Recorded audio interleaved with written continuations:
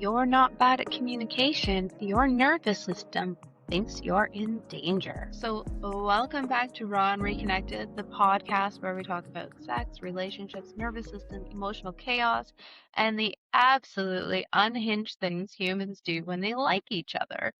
So, season one was all about awareness with a couple bonus episodes thrown in there. And season two, well, guess what? We are rewiring the damn brain because some of y'all are not bad communicators. You're just one slightly aggressive text message away from becoming a raccoon in a garbage can. If you know me, you know I love little raccoons. I love the feral things. And honestly, same. A lot of us are right there. We're all on that edge. However, with time and with rewiring, we can become decent communicators, believe it or not. So this season is for the people who shut down during conflict, over-explain themselves like they're in a courtroom drama, say, I'm fine, while internally writing a breakup speech. They start fights because vulnerability feels illegal, and they use sarcasm as emotional protective wear. They confuse chemistry with cortisol, and they just have a really hard time fucking communicating. So if your relationship conversations sound like, why are you yelling? I'm not yelling. You literally scare the dog. Then you are in the right place because I see it a lot. So my name is Chantel Lewis-Lambert. I'm a transformational coach. I work with intimacy. I work with couples and trauma-informed. I'm a trauma-informed practitioner and professional observer of human nonsense. And here's the truth that nobody teaches us. First of all, let me say I am a professional observer of human nonsense, and I also partake in human nonsense. So here's the truth that nobody likes to teach us as we're growing older. Most communication problems are not actually communication problems. They're actually nervous system problems that are wearing a communication costume. Your brain is not listening for connection when it feels unsafe. It's listening for rejection, criticism, abandonment, shame, like control and danger, which means when your partner says something like, can we talk? And your body then actually hears, prepare for death. So, yeah, we got to talk about this stuff because this is shit that's in our everyday lives. So, why do you turn into a different person during conflict? Now, this isn't everybody out there. It's not everyone that deals with this, but a really vast majority of people do. So, let's talk some neuroscience. When the nervous system perceives emotional danger, the brain shifts out of the prefrontal cortex. That's the part that's responsible for logic, empathy, regulation, communication, decision making, and suddenly you're actually operating from survival mode. That's right, survival mode. So fight, flight, freeze, and fawn, aka yelling, avoiding, shutting down, and people pleasing. This is why intelligent adults can suddenly argue like exhausted toddlers in a Walmart parking lot. It's almost like you can't stop but fighting over the sandbox because the nervous system doesn't care if your partner is actually dangerous. It only cares if they feel familiar to old pain. So once again, it only cares if they feel familiar to old pain. So a partner saying, I feel disconnected this week can unconsciously feel like to you that you're failing. It can feel like you're not enough, like you are going to end up being abandoned by your partner, especially if you grew up around criticism, emotional inconsistency, unpredictable love, shame, or emotional volatility. Your nervous system actually learned connection's not safe. So now you either cling, avoid, overperform, shut down, become hyper independent, or emotionally disappear while physically sitting right there. Isn't that so sexy? Not really. Not really. And there's this sexy little lie that we tell ourselves. So you know what people actually say? They say, I just need better communication. Nah, babe. You need regulation. Because communication without regulation is just trauma talking a lot faster. You cannot communicate effectively while you're being emotionally flooded, while you're disassociating or you're defensive. Definitely not when you're triggered or you're trying to always win and one up the other person. Or how about when you're trying to avoid shame? That's not intimacy. That's two nervous systems sword fighting in the dark. And it shows up everywhere. It shows up in sex, money, parenting, emotional needs.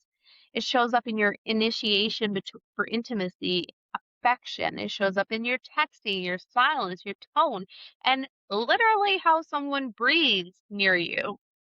Have you ever gotten irrationally angry because someone sighed or they huffed or because they chewed too loud? Exactly. So let's talk about a real life example because sometimes it's a little bit hard to kind of process and understand.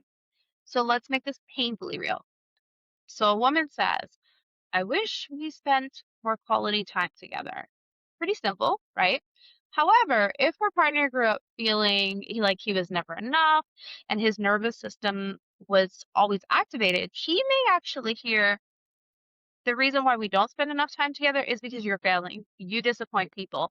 And then in his mind, he starts thinking, you're losing her. This is falling apart. You're not good enough. So instead of vulnerability, instead of showing that vulnerability, he says, nothing I ever do is good enough for you. And boom, now she feels unseen. Her nervous system reacts and she says, I can't express my needs safely. Now, she may not say that out loud. In fact, she may just shut down, try to smooth everything over and walk away. And then she gets cold. He gets more defensive. Nobody's talking to anyone anymore. And now we're just watching two childhood wounds date each other. How romantic is that? That is just fabulous. Now, one of the things I can say, this happens in any type of relationship. This is going to happen no matter if it's man and man, woman and men, it does not matter. This is something that is a lost art. Communication is a lost art. People just can't seem to do it anymore, and they don't really know how to do it without becoming defensive or jumping down one another's throats. So, not in a good way. So, how do we start rewiring this? And this is where we need to shift. Because this season is not just, here's your trauma, good luck. No, no, no. We're talking rewiring. So the very first thing that you need to understand is that you cannot shame yourself into healing, nor can you shame someone else into healing. So the nervous system only changes through repetition, safety, awareness, emotional regulation, new experiences, not punishment. It does not change through punishment. In fact, it just wires in more defensive moods. It just wires in more of that need to protect. So this week's rewiring practice is simple. This is called the pause practice. So before you react, okay, somebody said something before you react, you're going to pause. You're going to notice the body and you're going to ask yourself, what am I actually feeling right now? Then ask, how old does this feeling feel? Is this something that your whole body might actually recall from a time in the past? Because most adult reactions are younger versions of us grabbing the steering wheel. And if you can learn to notice the reaction before becoming the reaction, then everything changes.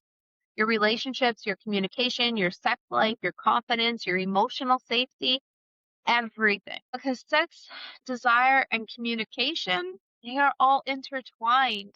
So let's be honest about this. Nothing kills desire faster than emotional unsafety.